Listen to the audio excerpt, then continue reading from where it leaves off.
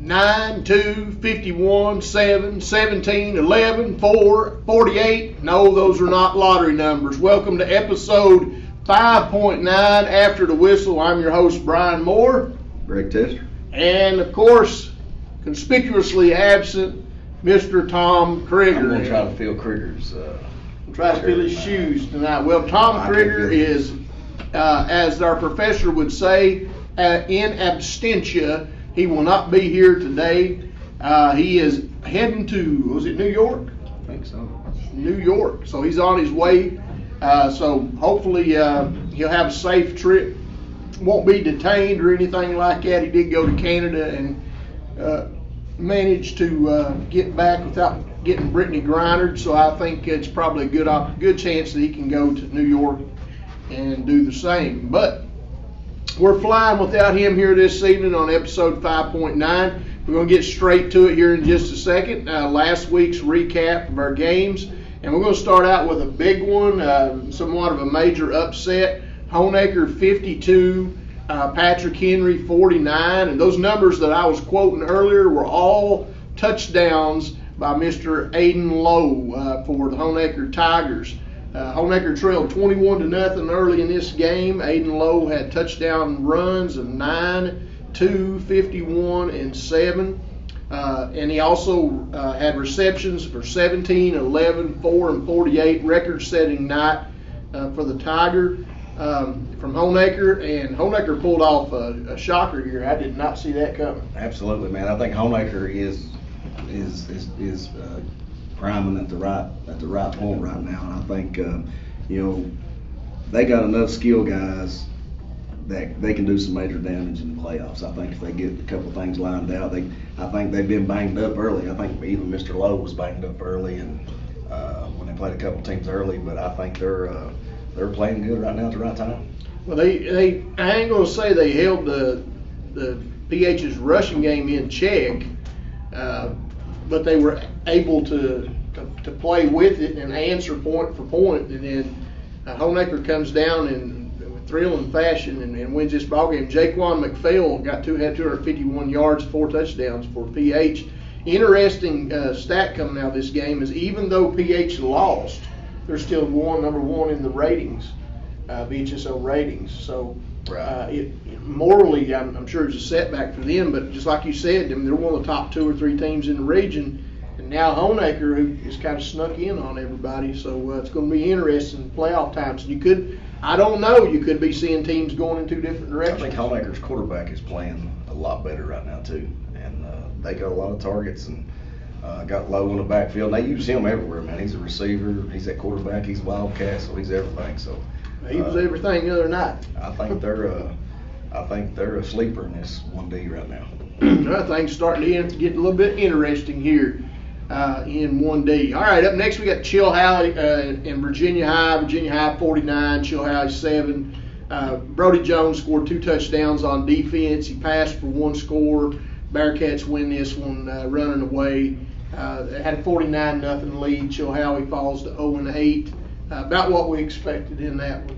Another game, it was interesting. Give John Battle credit. They're playing and keeping things interesting with a lot of opponents, at least for 2 quarters.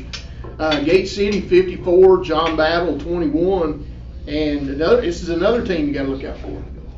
Yes, that's good. Right. Blue Devils have now won 6 straight, 20-7. Gate City led at the half, 20-7. And of course, Battle, interesting statistic, Battle 5-38 all time versus Gate City. I'm flying solo right now. Coach Tester had to get up and take care of something here. So we're going to keep going through the scores. Up next, we have Lee County 35, Wise 30. Lee overcomes a 10-point fourth quarter deficit. Huff picks up a fumble, returns it back for a touchdown in the fourth quarter, gave Lee the lead. Lee fell behind early in the game, 14-0. Picked up that lead late in the fourth quarter with that fumble recovery, and then added another touchdown run a little bit later on. This is a team that continues to improve. Pendergraft had a good night passing the ball. Coach Joey Carroll's bunch has now secured a playoff spot. At least that's the way it seems according to the ratings. So congratulations to Lee, a program that's definitely moving in the right direction. Up next we had J.I. Burton 49, Castlewood 12. Braden Dutton had 5 first half touchdowns for Burton.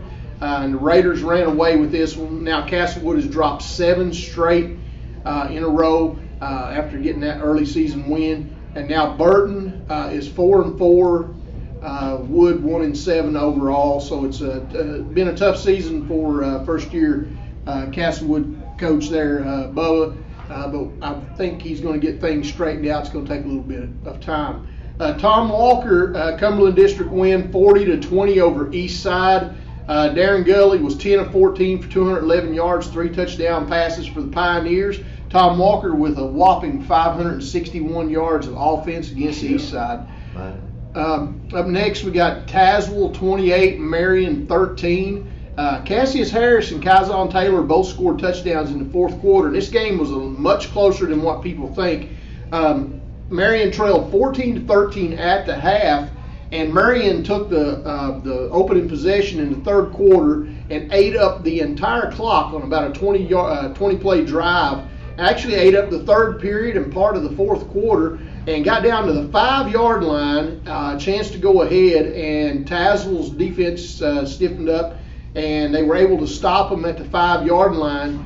And it seemed like Marion, had all the momentum. Tazewell went down and got a quick touchdown from Harris and another one by Taylor, and that wrapped up the scoring. But this game was much closer than anticipated.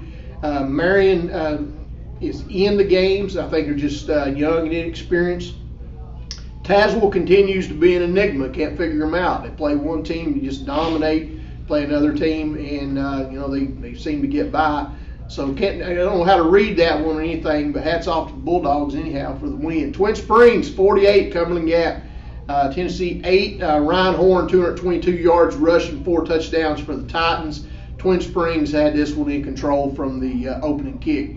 Grundy 42, Hurley 18. This was a heck of a football game, and the score may not look like that, but it definitely was. Hurley had a great defensive game plan going into it, and it showed on multiple facets of the game, everywhere except on the scoreboard.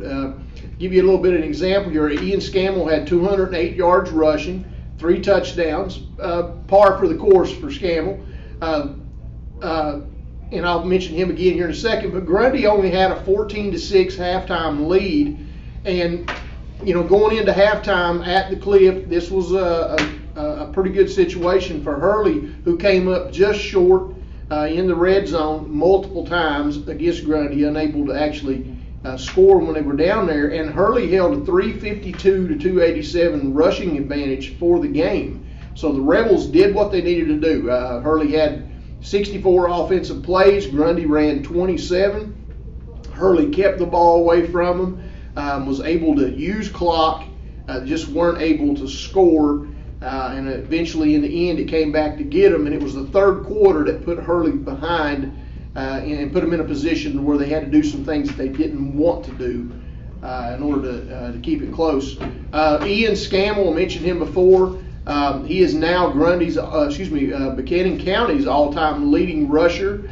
He broke that record at the Cliff the other night with that 208-yard rushing performance, and this is the 3rd consecutive BDD title for Grundy High School. So congratulations for the Grundy Golden Wave. But I do think that Hurley may have exposed some chinks in the armor there. And if I was a coach and I had Grundy on the schedule coming up, I would definitely take a look at this film and see what it was that Hurley was doing, because Hurley did a really good job and was very effective in it. And in a lot of ways, you got to take that halftime score and the fact that you led the game in rushing. You got to take that as somewhat of a victory for the Hurley Rebels. Up next, Ridgeview 20, Abingdon 13. This was another really good game. This game was tough all the way down to midway of the third quarter when Ridgeview scored. Oakwin hit Beavers for about a 20-some yard touchdown pass to put Ridgeview up for good. Abingdon was game all night. I think it was midway through the third quarter when Ridgeview took the lead. The Pack are now the first time they have ever defeated Abingdon.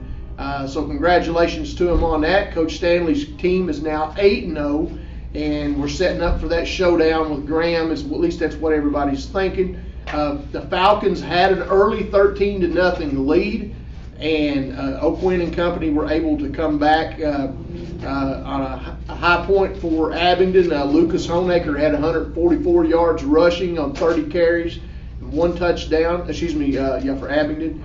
And hats off to him for that great effort. But in the end, Ridgeview picks up its first win against Abingdon and now improves to 8-0. Rural Retreat, in a must-win situation, defeats Northwood 45-0. The Indians were in must-win mode already. As far as the playoffs go, it's already started if you're Rural Retreat. You got to get the win, and Gatlin Heights made sure that the Indians picked up the win to continue their playoff chances. You got to remember that Rural Retreat has that really stingy defense. 2 times they've lost a double overtime game and they lost a single 1 overtime game. Those games could have went either way, and you could be looking at one of the top teams. And I still think this is one of the top teams in the region. But now they're really fighting for their life, and they got a big game coming up this week against Holston.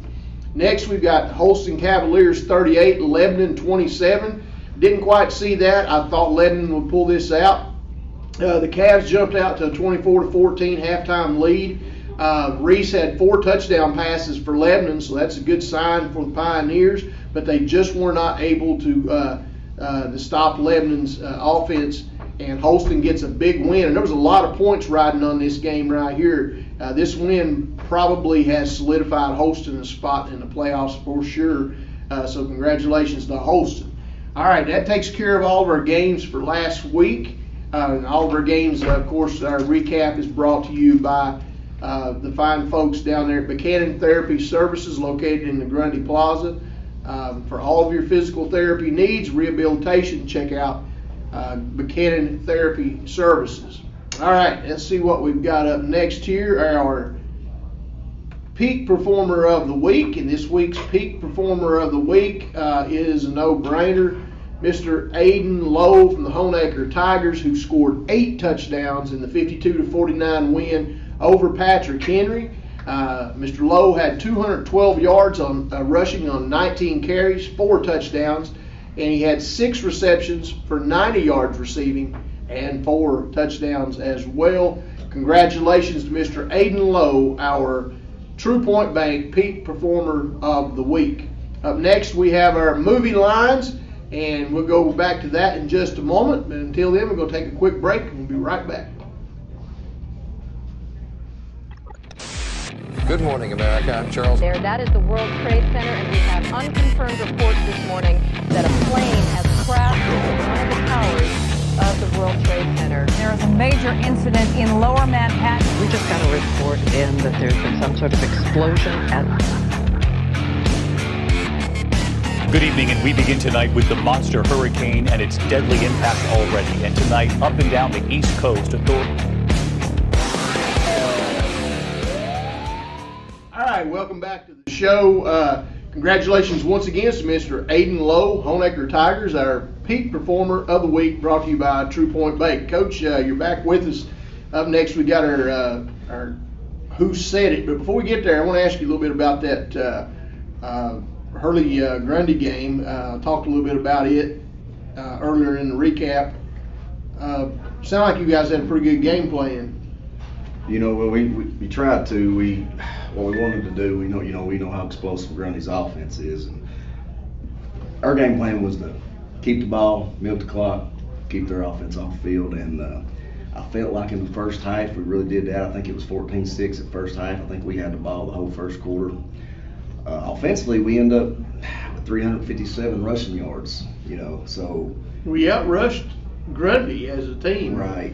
We just we got a couple times we got in the red zone, had a turnover, and then got in there and got behind the sticks with a penalty. And So we got down there twice, didn't score, which, you know, when you get down there, you got to score, especially with Grundy, because as explosive as their offense is. And I felt like, you know, I think they scored 7 out of 8 times they had the ball. We scored 3 out of 6, 7, you know, something like that. So we basically, you know, try to keep the ball out of their hands, but they get the ball back in 2 or 3 plays in Scammell. You know, they got a lot of playmakers, and hats off to them, man. They're tough to deal with. They really are. Well, I think I seen it was like a 64-27 ratio as far as running plays. I think mostly they were big plays, and we were 4 yards pop. You know, and well, so. I think as I said earlier, I think if I'm a coach and I've got Grundy on the schedule moving forward, I'm looking at this game right here, you know, defensively, kind of look at what you guys did. Even though Scammell had, you know, 208 yards rushing, compared to some of his other games, I mean, that's somewhat holding him in check, you know. Yeah, you know, you're not probably going to hold him, you know, below. You're going to contain him, but yeah, he's going to end up finding the crease and breaking it. He's so hard to tackle, man, because he runs so hard. But those guys got a lot of playmakers. They got number 1 Logan Lester. They got Scammell. They got the Boyd kid. The good offensive line. You know, so hats off to them. They're tough to deal with, and you know, we just tried to limit their possessions and keep it out of their hands, and we did that for 1 half, but they kind of got loose on us in the second half. I think you got to, you know, also mention that I know you don't come out of a game like this with victories, but you know, when you lose, but you know, 357 yards rushing, 14-6 at half, you know, limiting Grundy's touches. All of those are pretty good things as a coach, especially when you look down the sideline, down on the field, and you realize that just about everybody you got coming back. Yeah, so that's a good situation. Hurley, I think, kind of showed what he's capable of. Yeah, we just gotta, you know, like I said, we gotta finish drives when we get down there, and sometimes we gotta have a couple stops too. So, you know. All right. Well, I wanted to touch on that one before we moved on. All right, so now we've got our Who Said It, and this week our Who Said It. First of all, I'd like to congratulate last week's winner, Mr. Michael Edwards.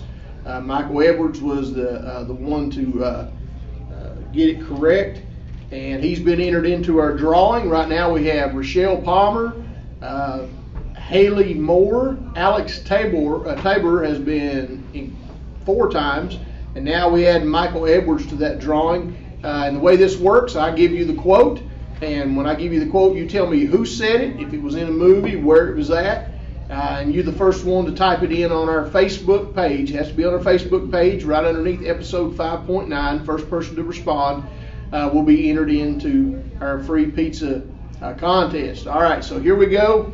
This is the quote. I am the styling, profiling, limousine riding, jet flying, kiss stealing, wheeling dealing son of a gun. Woo! Folks, we got to know who said that. Just chime in at the bottom down there on our Facebook page and let us know who it was that said that. All right, that's it for our quote of the day.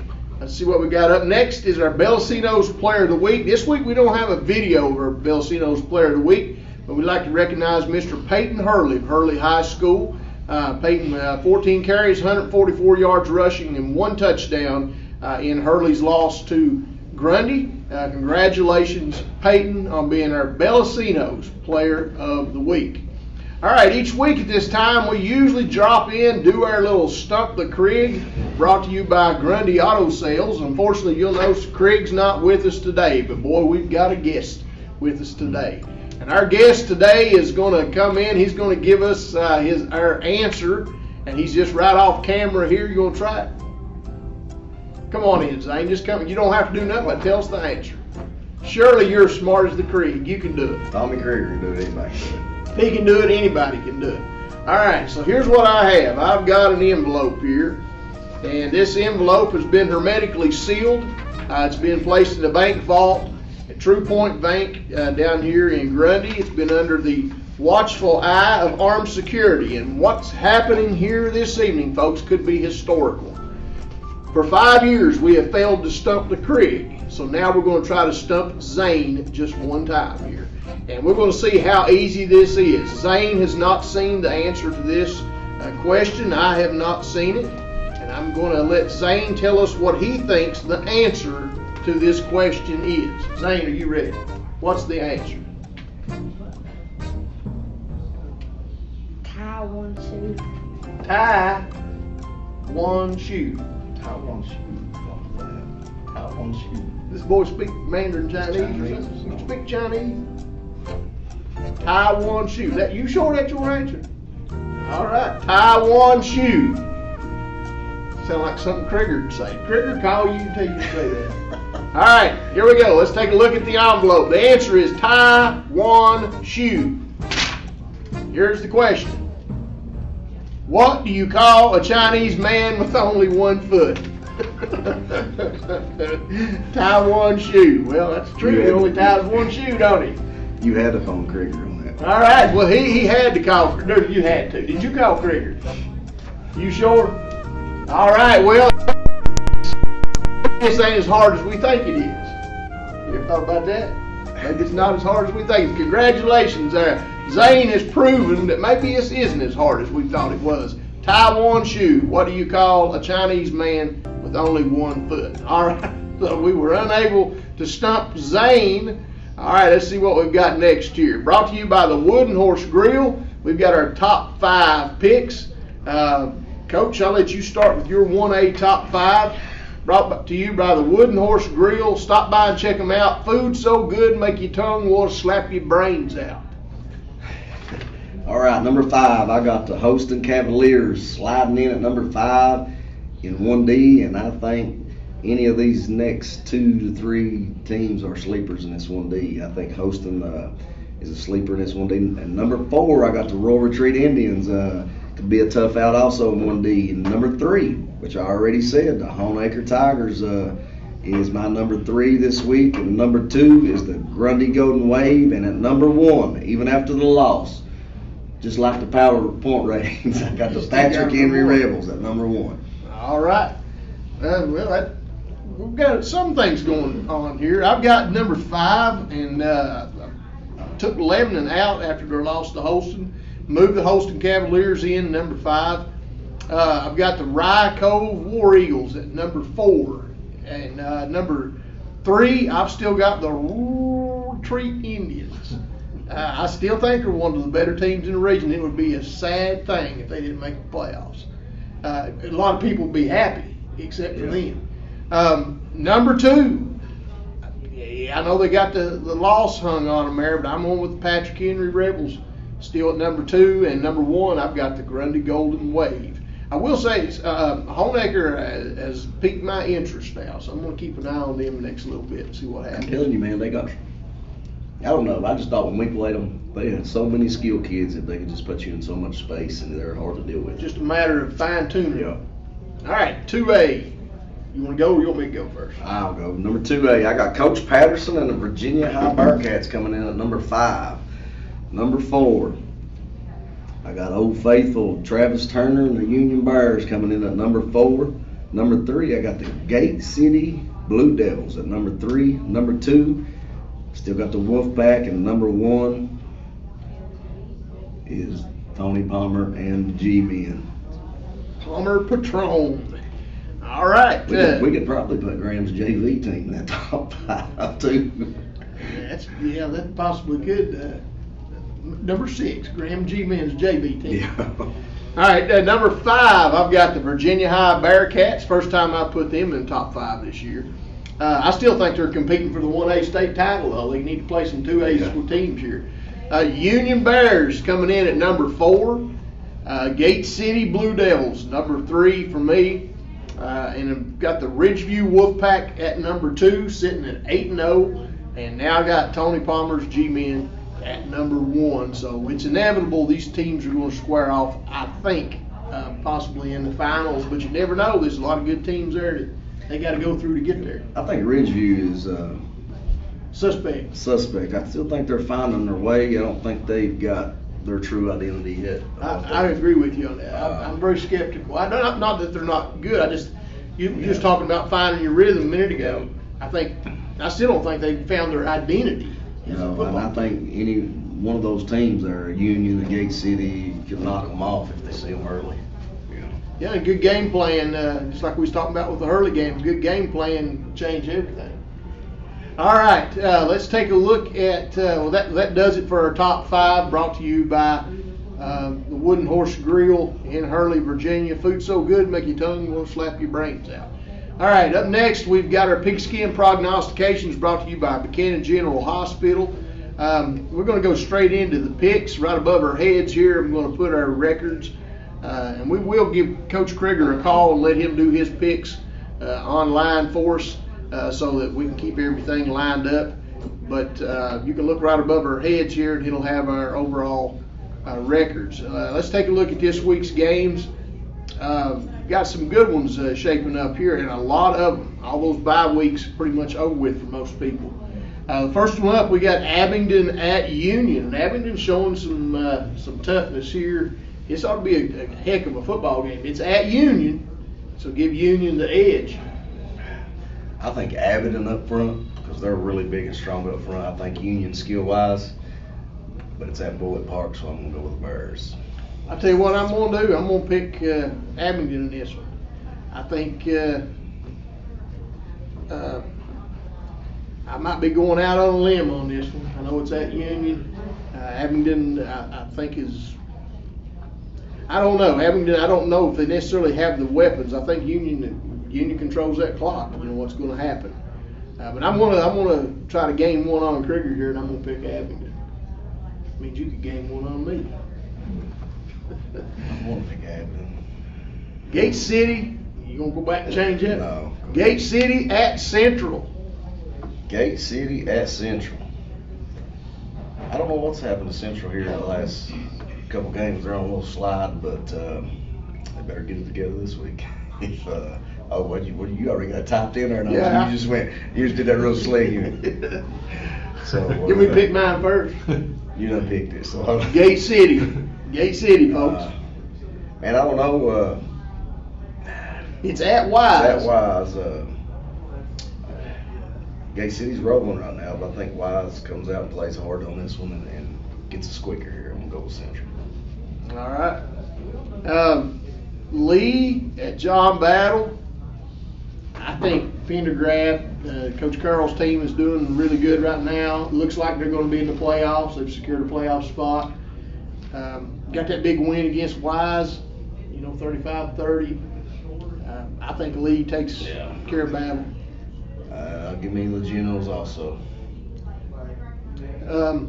Which I think what you've seen in that Mountain 7 is the bottom tier teams have all got better. Yeah. The top 3 teams have just slightly down below what they was last year, to me. Graham at Blacksburg. Graham. Yeah, I think the G-men take care of business in this one as well. I'm not really sure what Blacksburg has, but I think Graham is just on a roll right now, and I just don't see a bunch stopping them. Coach Palmer's got them looking, you're starting to get playoff ready, but they're coming off sitting all those kids. Right. That could be a good thing to have happened, make some other kids step up. Davy Crockett, rare trip here. Davy Crockett, Tennessee, coming to Richlands. I don't know nothing about them. Do you? Know absolutely nothing about Davy Crockett. I don't either, but I think Richlands can slip into the first round game with Graham. Yeah. Get them a first round game with Graham. I think Coach Tarter pulls this one off against David Crockett. Well, I don't think, and I'm not saying this is no knock on David Crockett. I just don't see one of those Tennessee teams coming in this direction unless if they're loaded, they're not coming this way. Right. And so I think it's going to be a team and opponent that Richlands can, and the Brown kid's probably going to be able to have a pretty good day on. So I'm going to go with Richlands in this one. Virginia High at Marion. I will say this: Marion seems to be, they're losing, but they seem to be game. I don't think they can put it. Yeah, they can't put it together for 4 quarters. I don't believe against Virginia High. No, they're going to fight a little bit more. So it's Virginia High. All right, so I got Virginia High as well. So far we pretty much agree on everything except Gate City. Well, we don't agree on the Abingdon Union game. Fort Chiswell at Tazewell. Tazewell. Should be the Bulldogs in this one. Tazewell's one of them teams, as I said before. If Tazewell Bulldogs were a professional wrestler, their name would be Jeff Hardy.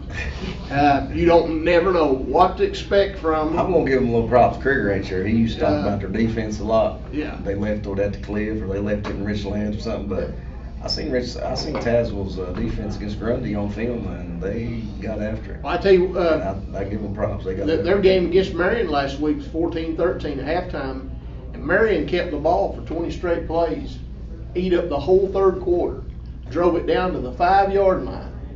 And Tazewell's defense locked down and stuffed them there at the 5. And then Tazewell picked up 2 touchdowns late in the fourth quarter to make that margin what it was. Marion was game, buddy. I'm not changing. But Tazewell's defense really got tough. Are you persuaded me not changing? I don't know. I think they got big. Grayson, this is a big game. Grayson County at George Wythe. Grayson's undefeated, ain't they? Yeah, 8-0 right Who they now. play? I'm not really sure who all their opponents are, but I think this is going to be, you're going to see the measuring stick, I think, is going to be Grayson County for anybody moving forward. And George Wythe, I think it's, I may be wrong on the pronunciation of the name, Ben Jolly or Jolly. Is he back? He is, I think he may be back this week, but they've been without him for a couple, 3 weeks, and they are playing pretty good. They didn't have him when they played Grundy. Right. And so that, George Wythe's a pretty tough football team. Give me George Wythe. I think they're going to give them their first L this week. I'm gonna pick Grayson in this one. I just think Grayson, this might be their year. I know Coach James is. I personally know him, and I didn't figure it'd take long to get things turned around. But Grayson's always had pretty good coaching staff and stuff, I think, and pretty good kids, things to work with. So Grayson right now is sitting pretty good. So I'm gonna go with him. Honaker at Northwood. 2 teams moving in different directions here. I think Honaker wins this one easily. Northwood, they're going to fight, but they're just not going to be able to hang on. This is a big game coming up here. Points-wise, this game could really change the standings. You've got Montcalm, West Virginia, 8-0 coming to the Clift, playing Hurley. Hurley could, with a win here, Hurley could really get some points. It's the first time in history Montcalm's been 8-0. It's going to be the last time. Everybody says, well, who they played, but play the same teams they always play. They come to her. So that's right. They, on film, they are much improved. They are better.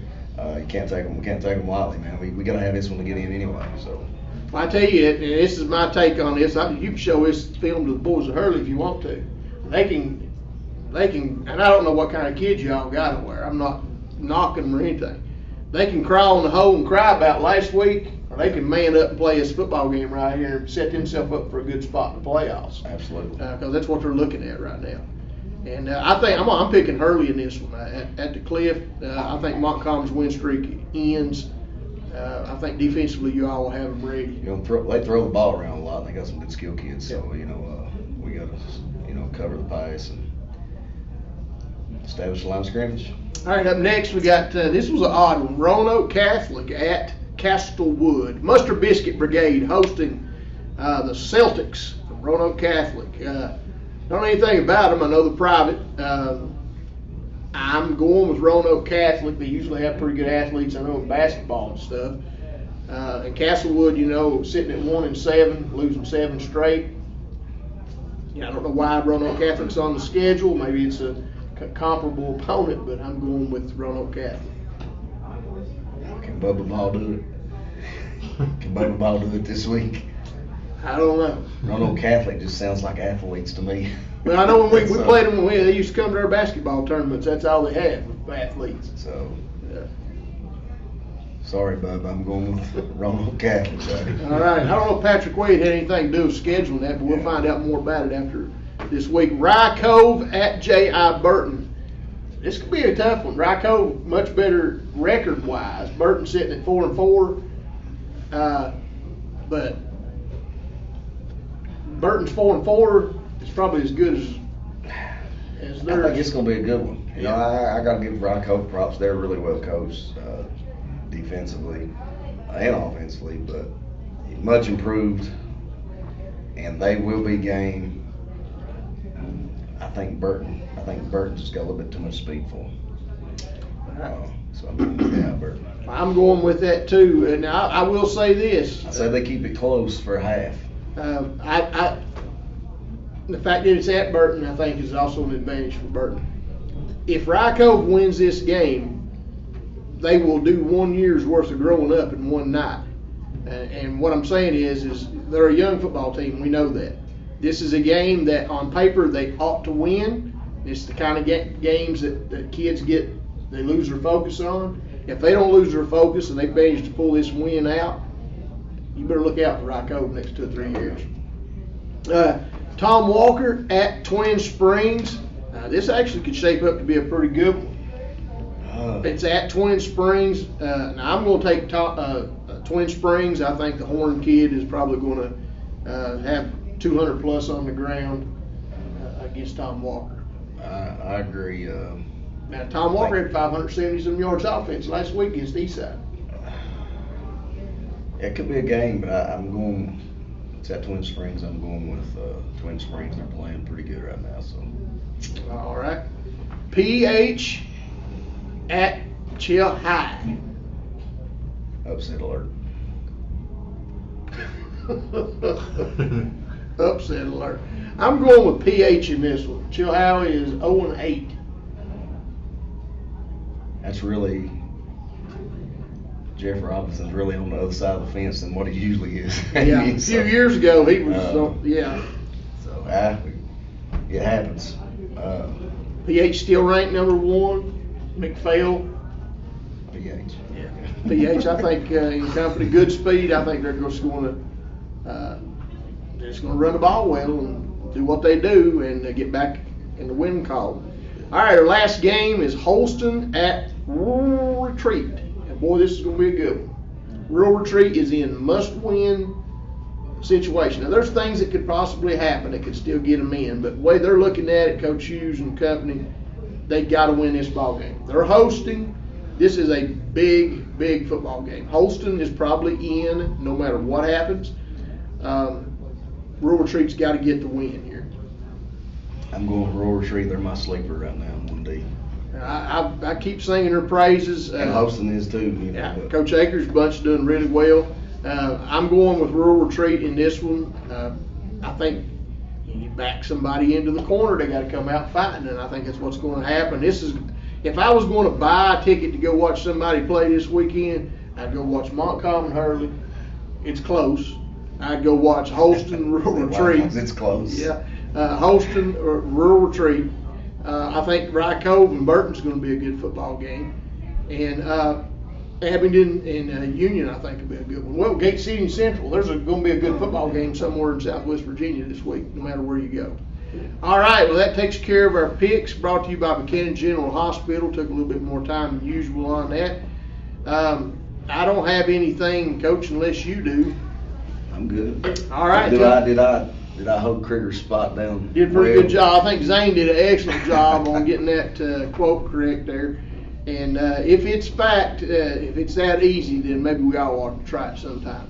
All right, folks, until next time, I'm Coach Moore. Coach Tester. Reminding you that there's 3 types of people in this world.